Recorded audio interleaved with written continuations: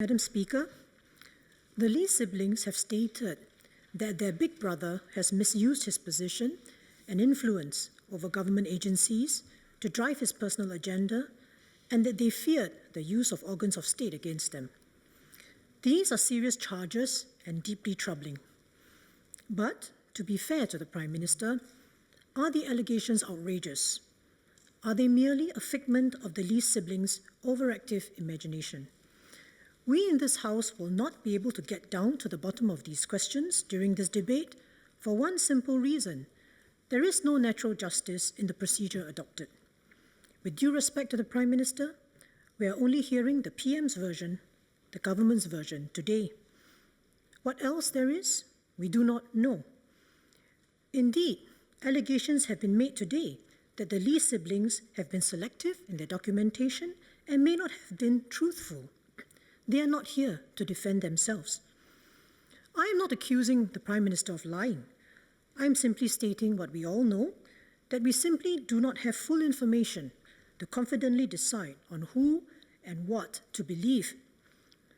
Notwithstanding the limited value of this session, I wish to raise one matter that should be of concern to every Singaporean who wishes to see Singapore as a bastion that upholds the rule of law, and that is how fundamentally precious it is that we defend with all our hearts and minds the independence of our organs of state.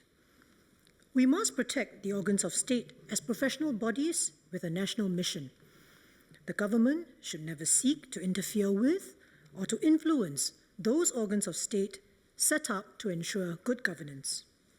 For instance, take the Auditor General's Office. The AGO is an organ of state. The AGO prides itself in its core values of independence and integrity. In elaborating on its independence, the AGO states that it carries out its audits without fear or favor. In explaining its integrity, the AGO pledges to strive to uphold the public trust in its work. Such a lofty mission is fleshed out in the AGO's annual reports, which document publicly the financial management shortcomings of the ministries and the PMO. The significant contribution of the AGO towards good governance and public accountability is clear to all of us. I now turn to another organ of state, the Attorney General's Chambers. According to the AGC website, the AGC recognizes that, and I quote, "As principal legal advisor to the government, the Attorney General plays an important role in upholding the rule of law in Singapore, and thus contributes to one of the key aspirations of her people, to build a democratic society based on the fundamental ideals of justice and equality," unquote. Madam, make no mistake, the AG is a fiercely powerful state actor, more powerful than our judges. When judges decide cases, they are constrained by the laws passed by Parliament, and their decisions are public and appealable. By contrast, the AG, as the public prosecutor, has almost absolute prosecutorial discretion. He can decide not to charge a person who has committed an offence, to let an offender off with a warning, to reduce charges, and so on. These decisions are most weighty, yet they are not public and not appealable. It is not an exaggeration to say that all of us are at the mercy of the AG, but each of us should be fairly treated by him, since under the Constitution, all of us are equal before the law and entitled to the equal protection of the law. Even though the Attorney General is constitutionally a member of the executive, he is expected to work independently. It is stated in the AGC website that the AG, in his role as public prosecutor, and I quote, is vested with the power to institute, conduct, or discontinue proceedings for any offence. The Attorney General is independent in this role and not subject to the control of the government, unquote. These are the AGC's own words. Indeed, past law ministers had expressly endorsed the need for there to be distance between the government and the AGC. For instance, Professor S. Jayakumar recently gave an interview for a book marking AGC's 150th anniversary.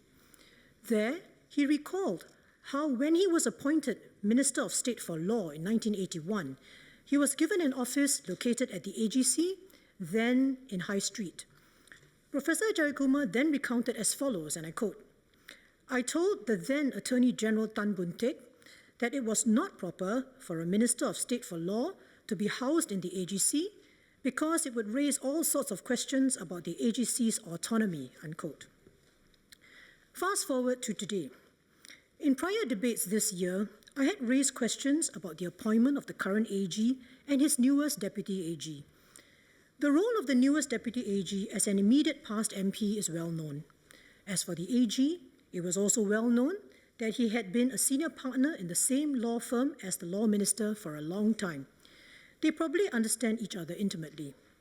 We now learn from the Lee siblings that the AG also happened to be the Prime Minister's personal lawyer and that he had advised the Prime Minister specifically on the matters relating to the Lee estate.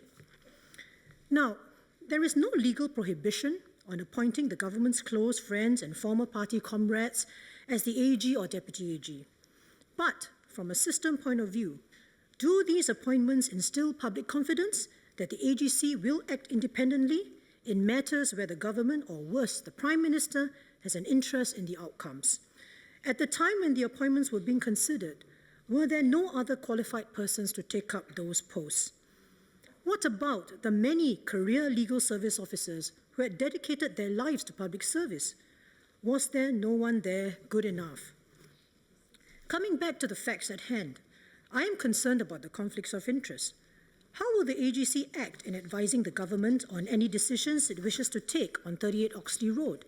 Has the AGC already been giving advice to the committee? And who within the AGC is giving the advice? Has the AG recused himself from even touching the file, since he had represented PM Lee in his personal capacity as a beneficiary? What about the Deputy AG? I understand that he only recently resigned as a cadre member of the PAP.